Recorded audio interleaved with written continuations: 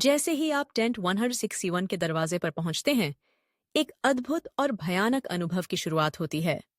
यह टेंट कोई साधारण मेला नहीं है।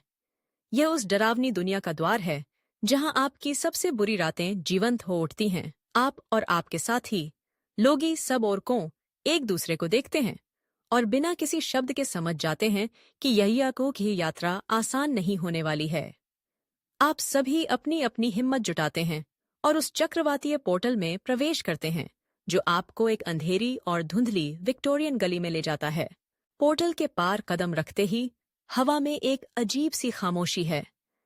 चारों ओर का वातावरण ठंडा और गहरा है, मानो समय ने यहाँ रुकने का फैसला कर लिया हो। गली के अंत में एक विशाल टेंट दिखाई देता है जो काले और गहरे रंग के तिरपाल से बना है। उसका प्रवेश द्वार एक विशाल मुंह की तरह खुला है और वहां झिलमिलाते गैस लैंप की रोशनी में लंबी लंबी परछाइयां नाच रही हैं। आप सभी उस टेंट की ओर बढ़ते हैं और जैसे ही आप अंदर प्रवेश करते हैं, एक भयावह और अद्भुत दृश्य आपका स्वागत करता है। आप एक भूल भुलैया जैसी हॉल में हैं, जहां की दीवारें एक बीमार हरे प्रकाश से जगमगा रही हैं। यह प्रकाश आपके डर को उजागर करता है। एक कोने में एक टेलीविजन स्क्रीन पर समारा मॉर्गन की भूतिया छवि उभरती है। उसकी गीली बालों में छिपी हुई आंखें आपको घूरती हैं और आप महसूस करते हैं कि वह आपको अपने जाल में खींचने के लिए तैयार है। आप डर से पीछे हटते हैं, लेकिन तभी एक धड़कन की आवाज सुनाई देती है जो धीरे धीरे तेज होती जाती है। आपकी नजरें उस विशाल आकृति पर जाती हैं जो सड़ते मांस से बनी है। वह फ्रैंकस्टीन का दानव है, लेकिन उसकी आंखें एक दानव की लाल चमक से भरी हुई हैं। आप उसकी ओर देखते हैं और एक ठंडी लहर आपके शरीर में दौड़ जाती है। लेकिन इससे पहले कि आप कुछ सोच पाते, आप एक भव्य और खंडहर में तब्दील हो चुके बैले रूम में पहुंच जाते हैं। वहां हिल हाउस के भूत, जो फटे पुराने कपड़े पहने हुए हैं, एक विचित्र धुन पर नृत्य कर रहे हैं। उनकी पारदर्शी आकृतियां आपके कानों में फुसफुसाती हैं और आप महसूस करते हैं कि यह सब आपको पागल करने के लिए है। तभी एक समूह के बच्चे, जिनकी चमकती हुई लाल आंखें और सफेद त्वचा है, एक विकृत नर्सरी राइम गा रहे हैं। वे कॉर्न के बच्चे हैं और उनका गाना आपके दिल में डर का संचार करता है। अचानक एक काली छाया दीवारों पर खुरचती हुई आती है।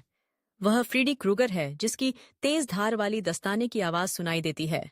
उसकी उपस्थिति से आप और भी भयभीत हो जाते हैं।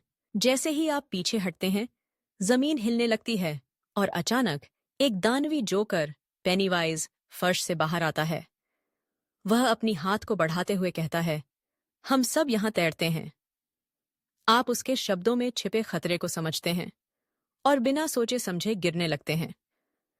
गिरते हुए आप देखते हैं कि काउंट ड्रैकुला की सफेद त्वचा और चमकते दांत आपकी ओर बढ़ रहे हैं। फिर टेंट का तिरपाल अचानक मचलने लगता है और चारों ओर की परछाइयां एक विशाल बहु आंखों वाले प्राणी में बदल जाती हैं।